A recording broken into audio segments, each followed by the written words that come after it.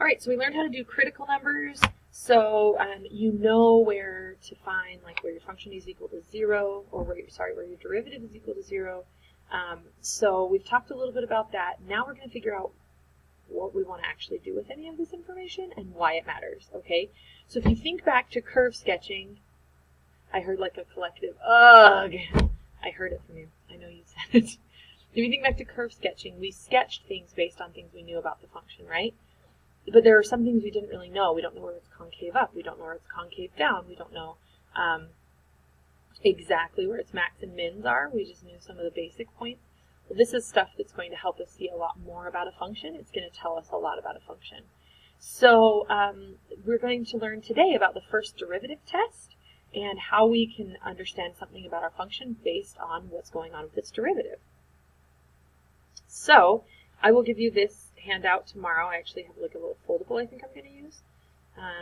So let's just take a look though at let's get some intuition here, okay? So we know this is a function, okay? Where is the derivative of this function either equal to 0 or undefined, right? Where it's critical points. Well, right here, let's try that again, right here, there we go. There we go, that would be the tangent line at that point. So at this point right here, that has, excuse me, a critical number. It has the derivative is equal to 0 at that point. Okay, what about right? Derivative is equal to 0 right there. Derivative is equal to 0 right there. Okay, so we know at those 3 points, and let's go ahead and just plot just the points. We know at this point is a critical number, this point is a critical number, and this point is a critical number. And we can see that because they're relative max and mins, right? We can see that they're like hills and valleys. Okay, so the question is, how does the derivative tell us anything else about the function? Well, let's go way back and think about increasing and decreasing and positive and negative and all of that jazz. Okay, so here's the function. Where is the function increasing? Okay, well, basically, increasing means as x goes up, so does y, right? You're going up a roller coaster. Increasing means as one of the values goes up, the other one also goes up. So we could say it's increasing from this point to here, and then from this point to here, right? This is going up. We're going positive for both of them, right? And then let's remember what decreasing looks like. Well, decreasing is where as one of them goes up, the other goes down, okay? So that would be here. We can see as x, let's try this again, as x is getting bigger, y is getting smaller, right? And this is kind of intuitive. This is like you think about a roller coaster.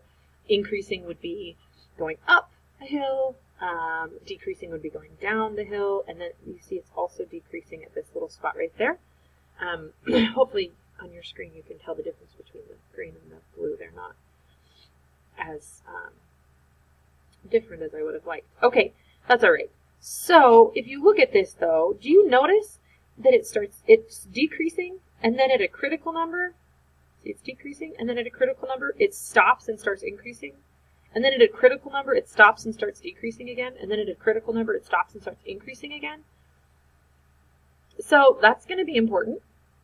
So think about that, and let's think about what the derivative is doing at each of these places. Okay, so let's look at the derivative of this function. What is the derivative at this piece right here, where it's decreasing? Is the derivative positive or negative? Well, if I drew a tangent line anywhere on this graph, that's a beautiful tangent line, maybe right here. Pretend like that's tangent. What's the slope of that line? Well, it's negative, right? Those are really bad, so let me see if I can give you a little better idea. Okay.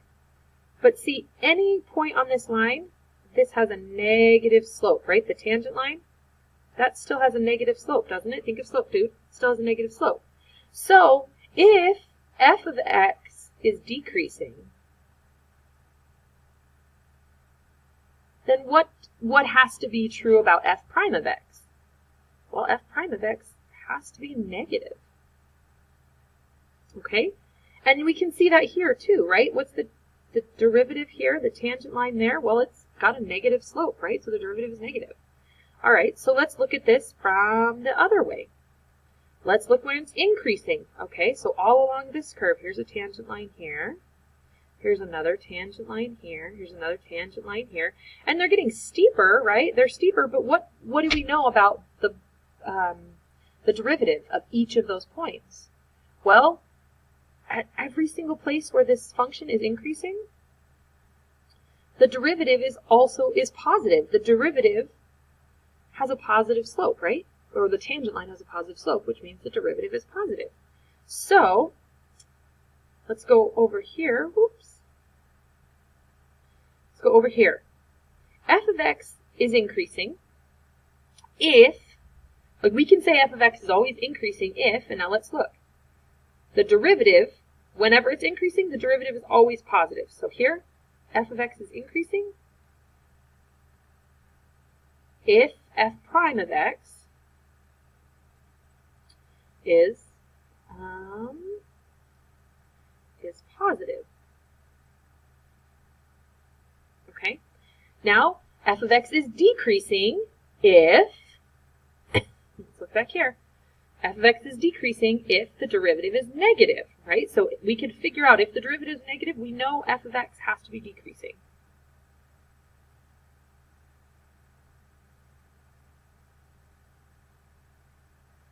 Okay. Now let's look at our graph and decide, okay, so this next one says f of x has a local minimum if f prime does something, okay? So let's just, I'm just going to erase all of my little marks on here. Okay, so, whoopsie daisy. Okay, let's look. Where are our local minimums? Okay, this is just a graphical analysis. Let's just look and see where are our valleys, right? That's what a local minimum really is a valley. So our local minimums would be here and here, right? Those are our two spots where we get a valley. Everything else is higher than those, okay? So those are our local minimums. And what happens to the derivatives at this point, right? You can see that f, the actual function goes from decreasing, see it's decreasing, decreasing, decreasing, decreasing, decreasing, decreasing, increasing. See how it has a local minimum when the function goes from decreasing to increasing, okay? But what does that tell us about our derivative? What can we say about our derivative? What's our derivative doing at this place? Well, let's see. Our derivative here is negative, negative, negative, negative, negative, negative. Oh, positive, positive, positive, positive, positive, positive. Oh, negative, negative, negative. Positive, positive, positive, positive.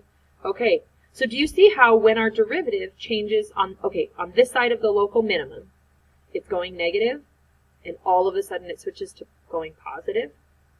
So that tells us that there's a local minimum because our derivative went from negative to positive. We know our function went from decreasing to increasing, which creates a local minimum. It creates like a valley. And so this is how we can tell with the derivative whether it's a min or a max without having to plug it back in and find actual values, okay? So when our derivative changes from negative to positive, we know that we have a local minimum, okay? So over here we have f prime has a local minimum if f has a local minimum if f prime changes from negative to positive.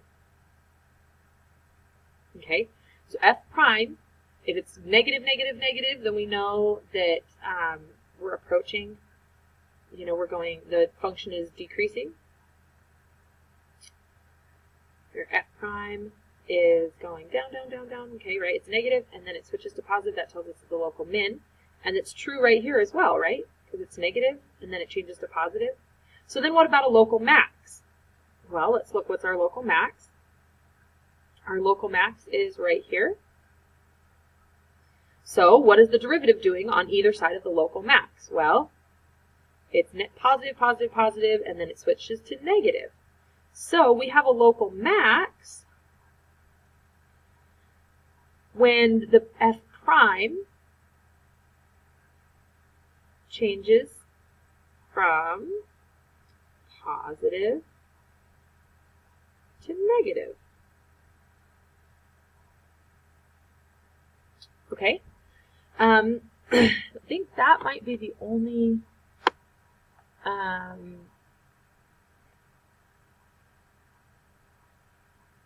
yeah, I think that's the only one that we're going to look at on this one. Well, let's look at concave up and concave down. Okay, so with our first derivative, we'll look at concavity more in the next unit, but really let's, no, we're not going to. No, we'll look at concavity next time. Let's just talk about local min and local max. That's all that's in our notes this time. Okay, so local min, local max, you can take the derivative, and then we're going to see if it's negative, negative, negative, positive, positive, positive, then we know that where it switched was a local min. If it's positive, positive, positive, negative, negative, negative, then we know wherever it switched was a local max. Okay, and so we can look at, say, like this one,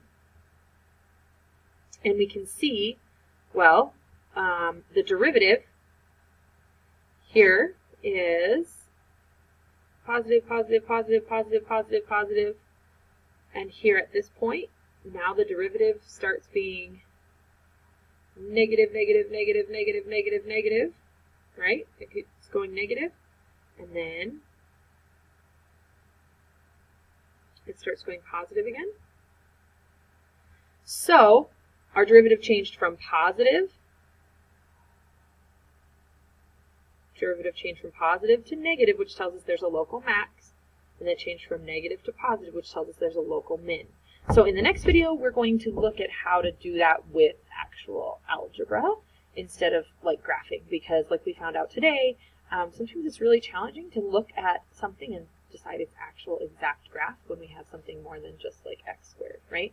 So our next video is going to just we'll go through the notes and see how we actually do this with actual algebra and calculus.